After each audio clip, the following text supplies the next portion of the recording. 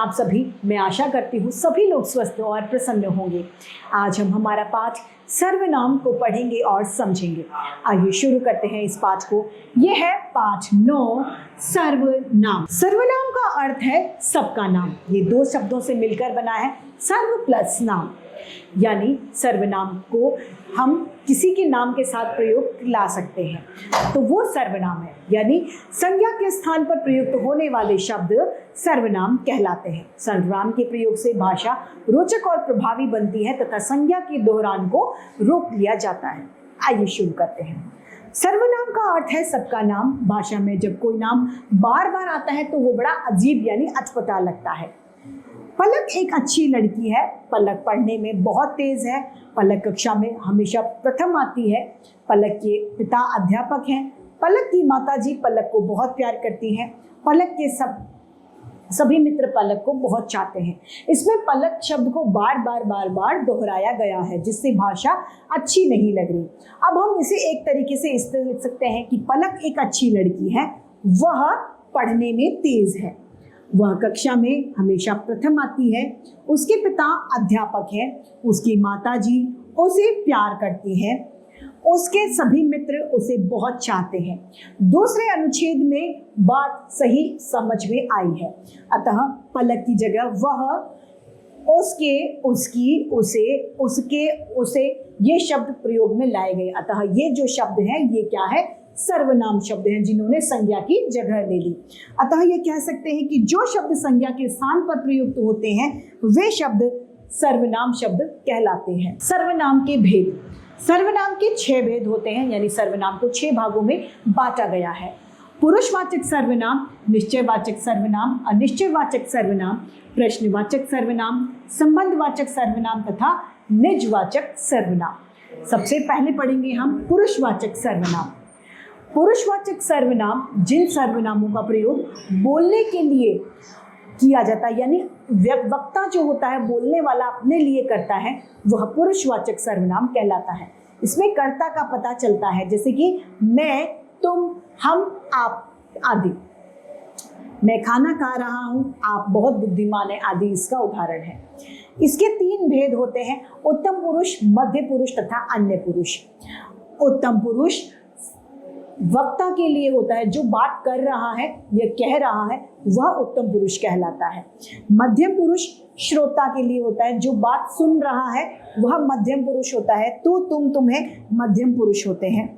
अन्य पुरुष जिस सर्वनाम शब्द का प्रयोग बोलने वाला सुनने वाले के अलावा किसी अन्य व्यक्ति के लिए किया करता है, यानी जिसकी अन्य की बात हो रही होती है, वह अन्य पुरुष कहलाता है। वे, वह, उसकी, उन्होंने आदि उसके उदाहरण हैं। अब है निश्चयवाचक सर्वनाम। जिन सर्वनाम शब्दों की निकट या पास की दूरी में निश्चितता का बोध होता है उन्हें निश्चितवाचक सर्वनाम कहते हैं। जैसे मुझे यह पसंद है, वह नहीं। मुझे, ये मेरे माताजी हैं, ये इसका उदाहरण है। अनिश्चयवाचक सर्वनाम जिन सर्वनाम शब्दों में किसी पास या दूरी की अनिश्चितता पता चलती है वे अनिश्चयवाचक सर्वनाम कहलाते हैं। जैसे कुछ आदि, इस कौन, इसका भेद है। जैसे दाल में कुछ पड़ा है। अब दाल में कुछ तो मतलब कुछ भी हो सकता है, घी भी हो सकता है, कचरा भी हो सकता है, कुछ भी हो सकता है। यह काम किसी ने तो किया होगा। किसी ने मतलब कोई भी कर सकता है, इंसान, मनुष्य, जान पहचान वाला या अनजान, यानी यहाँ पर अनिश्चितता का बोध होता है। चौथा है प्रश्नवाचक सर्वनाम।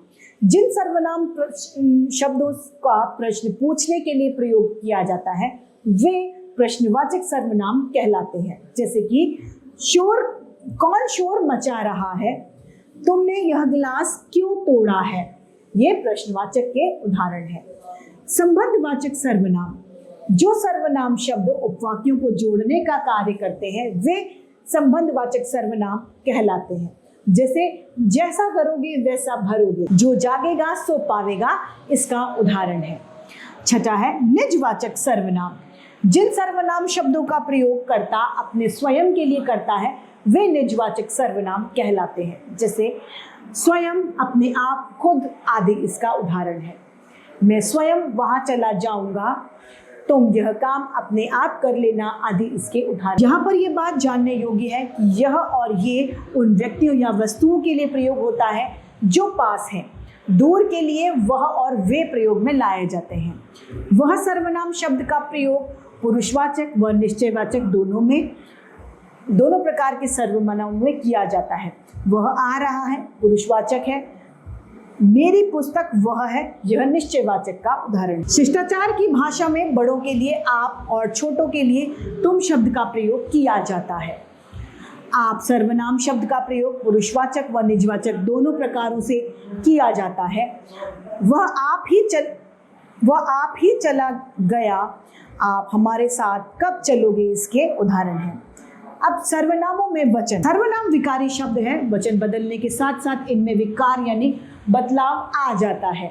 एक वचन में मैं, तू, वह, जो, जिसे, जिसने आदि।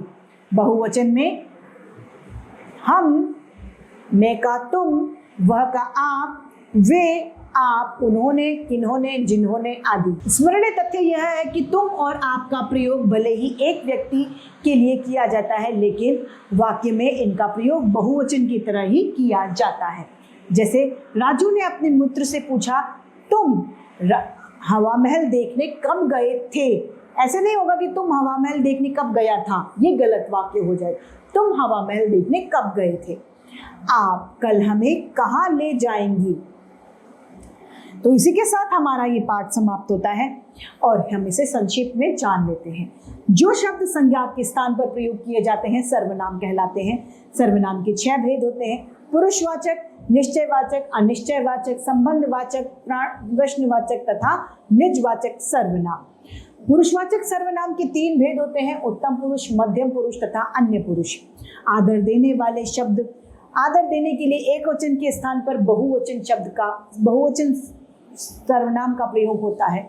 शिष्टाचार की भाषा में बड़ों के लिए आप और छोटों के लिए तुम का प्रयोग किया जाता है। सर्वनाम में वचन बदलने के साथ साथ विकार उत्पन्न हो जाते हैं, यानी बदलाव भी आ जाते हैं। तो इसी के साथ हमारा ये पाठ समाप्त होता है। मैं उम्मीद करती हूँ सभी को ये समझ में आया होगा। आज के लिए इतना ही, फिर मिलते हैं। धन्यवाद।